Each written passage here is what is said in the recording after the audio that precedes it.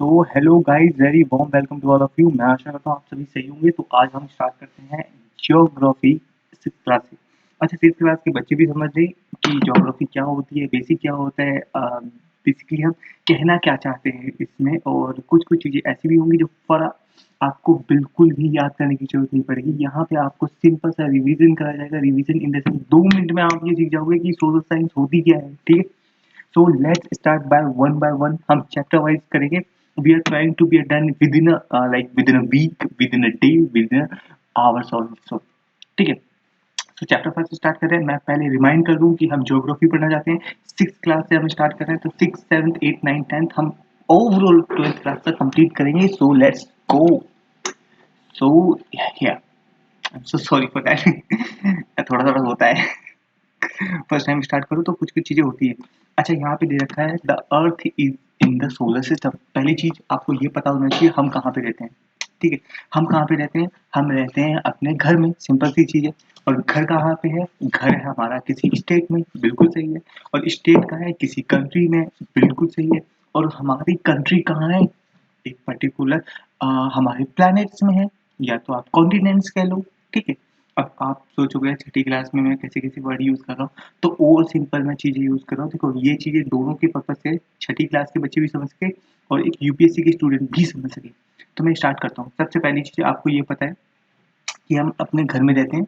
ठीक है, घर कहाँ पे है? घर जो है वो एक पर्टिकुलर लोकेलिटी में है। जैसे आपने कई बार सुना होगा, मैं गली नंबर 14 में रहता हूँ, मैं गली नंबर 15 में रहता हूँ, इस टाइप की लोकेलिटी, राइट। अब इसके बाद थोड़ा सा और बढ़ते हैं। हम एक स्टेट का नाम लेते हैं, जैसे कोई भी स्टेट हो गया आपका। ठीक है, चाहे आप दिल्ली में रहते हो, हरियाणा में रहते हो, कहीं भी एक्स कहीं भी रहते हो। ठीक है, अब एक आप कंट्री में रहते हो, जैसे कंट्री आपकी होगी इंडिया। ठीक है, इंडिया कंट्री हो गई, पाकिस्तान होगी आपकी, न्यूजीलैंड हो गई, फ्रांस हो गया, जर्मन हो गया, ये सभी कंट्री है। ठीक है, अब इसके बाहर निकलते हैं। इसके बाहर आता है हमारा कॉन्टिनेंट्स। अब कॉन्टिनेंट्स क्या है? देखो, कॉन्टिनेंट्स का मतलब एरिया, वो एरिया होता है जो बिल्कुल अलग हो। ठीक है, अब हमारे कितने कॉन्टिनेंट्स हैं? हमारे टोटल अभी तक 6 कॉन्टिनेंट्स हैं। ठीक है, 6 कॉन्टिनेंट्स को हम एक एक करके पढ़ेंगे। पहले होता है नॉर्थ अमेरिका, फिर होता है साउथ अमेरिका, बिल्कुल सही है, बिल्कुल सही। एक ऑस्ट्रेलिया होता है जो बिल्कुल ही अलग है। ठीक है, एक होता है यूरोप, एक होता है एशिया। कितने हो गए? दोबारा रिकाउंट करो। North America, south America, Australia, Europe और एशिया। कितने हो गए? 5 हो गए। अब आप बोलोगे सर आपने तो हमें छठा बताया था। छठा है, वहां पे कोई रहता नहीं है। ठीक है, उसको क्या नाम दोगे आप? ये कुछ चीजें खुद भी तो बताओ ना यार। ठीक है, हमारे 6 कॉन्टिनेंट्स में से आप मुझे बता दो कि छठा कौन सा कॉन्टिनेंट है, वहां पे कौन रहता है। ठीक है, अगेन मैं दोबारा रिपीट कर दूं आपको, हमारे 6 कॉन्टिनेंट है। 6 कॉन्टिनेंट्स में से एक कॉन्टिनेंट्स का मैंने आपको नाम नहीं बताया, वो आपको बताना है कौन सा कॉन्टिनेंट है। लेट्स सपोज हम आगे बढ़ते हैं। कॉन्टिनेंट्स की बारी होगी। कॉन्टिनेंट्स कहाँ पे आते हैं? कॉन्टिनेंट्स एक प्लैनेट्स में आते हैं। और प्लैनेट्स कहाँ पे आता है? हमारा सोलर सिस्टम में आता है। तो हम क्या पढ़ रहे हैं? सोलर सिस्टम में जो हमारा अर्थ है, अर्थ के बारे में पढ़ रहे हैं। Simple, clear cut.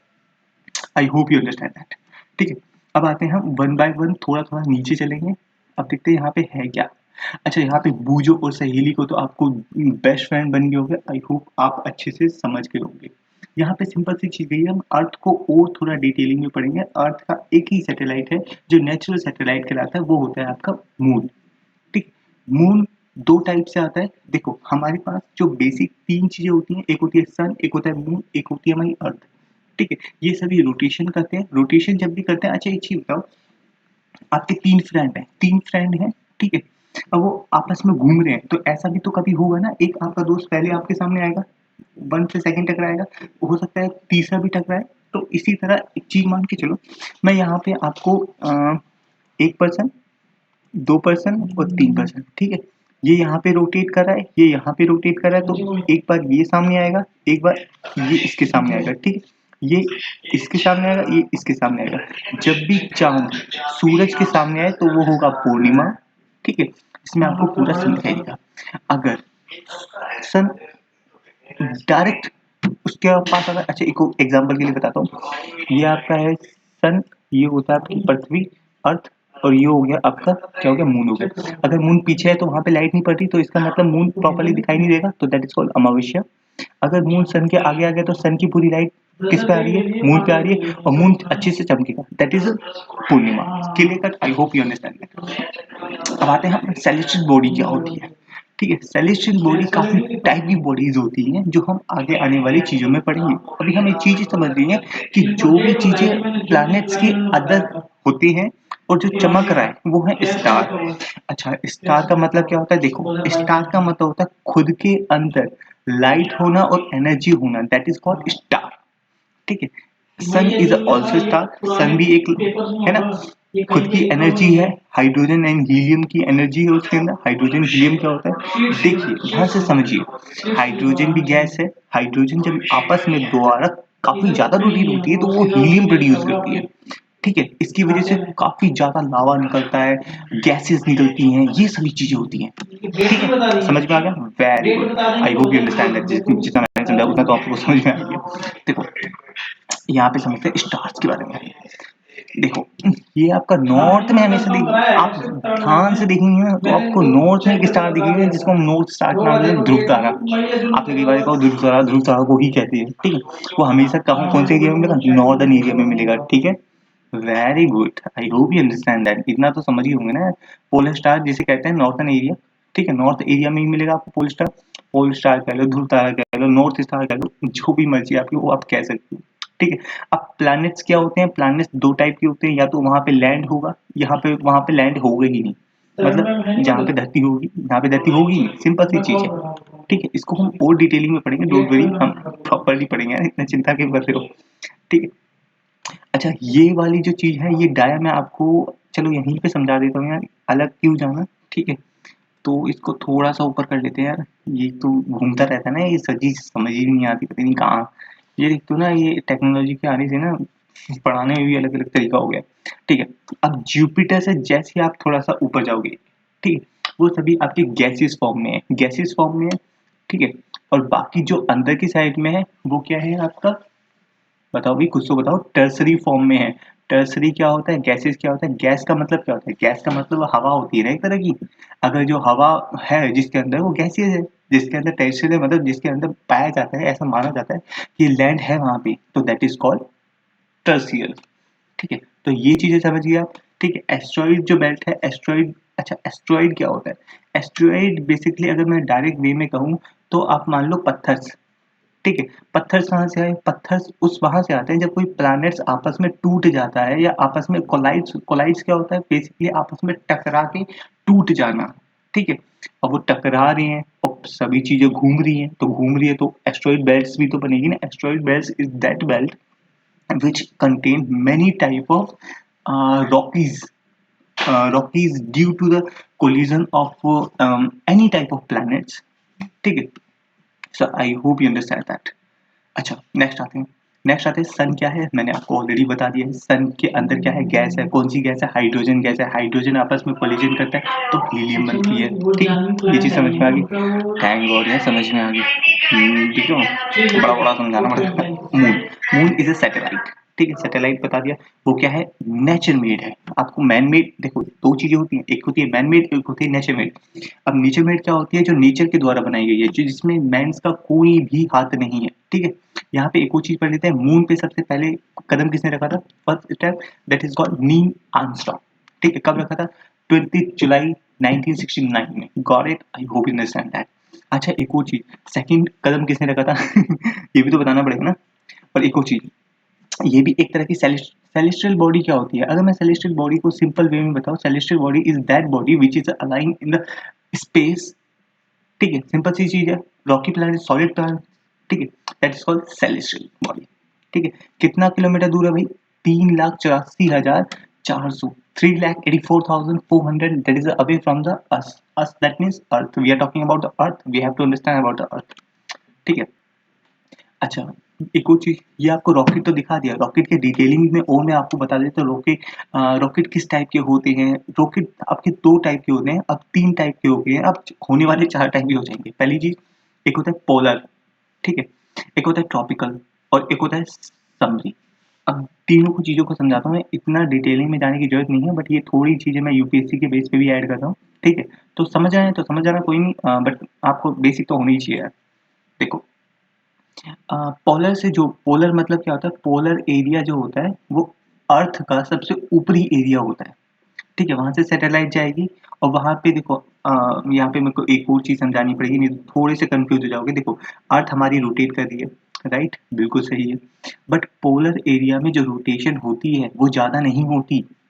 That means अगर मैं अर्थ को, लेट्स सपोज मैं अगर जर्मनी से या इंडिया से, इंडिया की दिल्ली से मान ले लो, दिल्ली से कोई भी सैटेलाइट आगे बढ़ाऊंगा ना तो वो आगे की तरफ निकल जाएगी। रीजन क्या है? क्योंकि हमारी अर्थ रोटेट कर रही है। बट पोलर एरिया में रोटेशन कम होता है, ठीक है? तो अगर वहां से सैटेलाइट लॉन्च करूंगा तो that is called polar satellite. अगर जियो सिंक्रोनाइज क्या होती है? जियो सिंक्रोनाइज वो सिंक्रोनाइज होती है जो पोलर से भी, मतलब एक तरह की, अगर मैं शॉर्ट वे में बोलूँ तो जिसका लेवल पोलर से भी ज़्यादा होता है। ठीक है, वेरी गुड। अब एक होता है सेमी सेमी पोलर मान लो, या मतलब ऐसे मान लो कि लेट्स सपोज हर एक सैटेलाइट में एक पर्टिकुलर वेट उठाने का डाया होता है, मतलब कैपेसिटी होती है।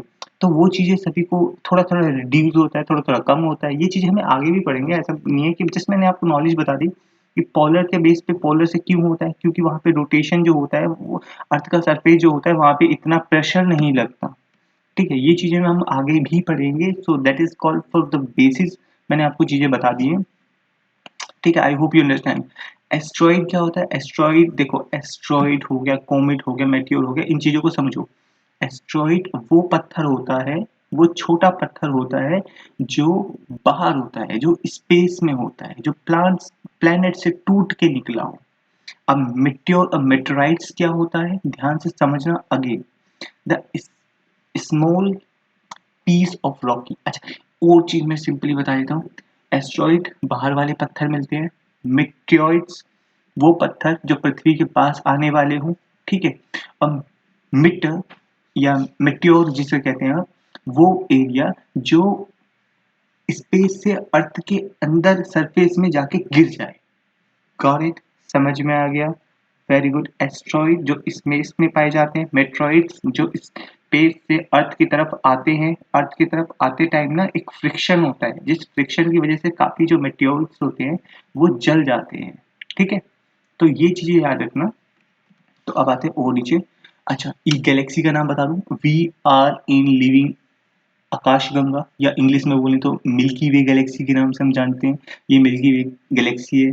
अच्छा, मिल्की वे गैलेक्सी हमारी कैसी गैलेक्सी है? ये आप लिख के बताओ कि ये कौन सी गैलेक्सी, किस टाइप में गैलेक्सी होती है। हमारे पास कई टाइप की गैलेक्सीज होती हैं, ठीक है।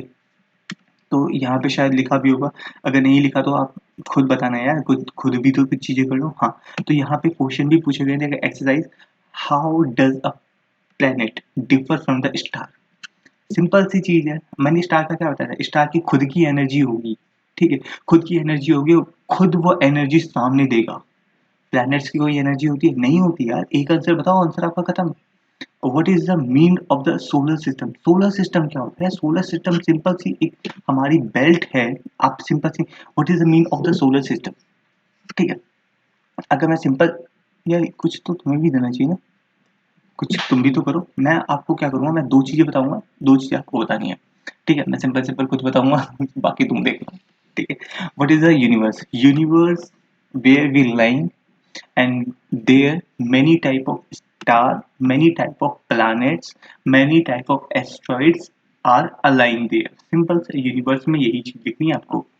why do we see only one side of moon? because we are rotating यार। मून रोटेट करता है बट वो एक तरफ ही रोटेट करता है। मान के चलो ये वाला एरिया है और यहाँ से मून रोटेट कर रहा है, तो ये वाला थोड़ी एरिया दिखेगा हमें। दैट इज फाइन, ठीक है। Why earth is called unique planet? Because we live in, यार यहाँ पे ह्यूमन, यहाँ पे एक तरह का मैं शॉर्ट फॉर्म में बोलूँ तो यहाँ पे लिविंग थिंग्स पाई जाती हैं, ठीक है। जैसे हमारे प्लांट्स हो गए, हमारे एनिमल्स हो गए, हम ह्यूमन बींग्स खुद हो गए, ठीक है। नेम और the planet according to the distance from the sun. अच्छा, सन से जो distance according to the sun, पहले बताना है मार्स होता है, मरकरी होता है, देन उसके बाद बताते जाओ यार क्या फर्क पड़ा, ठीक है। What is the mean of solar system? अच्छा, सोलर सिस्टम में, अच्छा मैं बता ही देता हूँ यार, सोलर सिस्टम में सिंपल सी चीज बतानी है। अब what is the mean of the solar system? Solar system is the that particular area where all planets is lying here. Lying here के बाद आप चीजें बता देना कौन कौन से प्लैनेट्स होते हैं। आप नो 8 प्लैनेट्स बता देना, 7-8 प्लैनेट बता दो क्या। अच्छा, ड्राफ्ट प्लैनेट मत लिखना। अब सोचो कि ड्राफ्ट प्लैनेट कहाँ से बता दिया। देखो, प्लैनेट्स होना भी ना अपने आप में एक पर्टिकुलर एरिया डिफाइन करता है। प्लैनेट्स का मतलब क्या होता है? प्लैनेट्स का सिंपल सा मैं आपको बता देता हूँ। प्लैनेट्स वो एरिया होता है जो आस-पास के एरिया में रोटेट करता है due to the sun movement. Sun के जो आस-पास चक्कर लगाए दैट इज़ कॉल्ड प्लैनेट, ठीक है? One slate. सेकंड स्लैट उसके आस-पास का जो एरिया होना चाहिए ना वो भी उसी के आस-पास होना चाहिए। ये नहीं कि वो कहीं भी निकल जाए, ठीक है? ड्वार्फ प्लैनेट एक ऐसा प्लैनेट है जो अपने एरिया में घूमता नहीं था। कभी-कभी क्या होता था कहीं बाहर घूमने चले गया। जैसे हमारी कुछ क्लासेस में होते हैं ना, कुछ बच्चे होते हैं जो होते तो इस क्लास के हैं बट बैठते कहीं और हैं। तो हम उसको अपनी क्लास का मानेंगे? नहीं मानेंगे ना। तो इसी तरह Pluto, Pluto is the one जिसको हमने ड्वार्फ प्लैनेट में रखा गया है और वो वही बच्चा है जो खुद क्लास में जाता नहीं है, दूसरे की क्लास को भंग करता है। ठीक है? इससे अच्छा और क्या समझाऊँ यार? तो प्लैनेट नोन एज़ अ अर्थ, अर्थ के ट्विन्स किसे माना जाता है? सिंपल सी चीज़ है, वीनस बता देना यार, वीनस को बहन माना जाता है। ट्विन्स आपके भी तो कोई ट्विन्स होंगे ना, आपको वो पता होगा कि अरे यार आप तो अपने फ्रेंड की तरह लगते हो बट एक्चुअल में ऐसे हो नहीं, फिर भी। अभी जैसे थर्ड नियरेस्ट प्लैनेट, अच्छा थर्ड प्लैनेट कौन है? अब यही बता दो यार, थर्ड प्लैनेट तो बता ही सकते हो, वीनस है, अर्थ है, मरकरी है। अच्छा सबसे चीज़ें मैं आपको आप एक काम करना, मैं आपको ट्राई करूँगा नोट्स देने का बट यार नोट्स दूँ तो यार आलसी हो जाओगे तुम। चलो कोई नहीं, ट्राई करते हैं। All planets move around the sun in, अच्छा ये बताओ, ये है सर्कुलर पाथ, रेक्टेंगुलर पाथ में घूमेगा क्या? पॉसिबल ही नहीं है boss. Polar star indicate the direction of north, अभी तो बताया था मैंने, नॉर्थ स्टार भी कहते हैं इसको। खुद तो कुछ पढ़ लिया करो। Asteroid are found in the between of the, अभी तो जुपिटर बताया था मैंने भाई, जुपिटर मार्स। बताओ बताओ बताओ बताओ बताओ ना, बताओ बताओ बताओ, जल्दी बताओ। द ग्रुप ऑफ द, यार ये चीजें खुद करना, अगर फिर भी चाहते हो तो यार शेयर कर देंगे but will take care about that. Thank you so much, have a nice day. I hope you enjoy this class and मैंने भी स्टार्ट किया है अभी, ठीक है? देखते हैं कहाँ तक जाते हैं। Thank you so much, have a nice day, take care.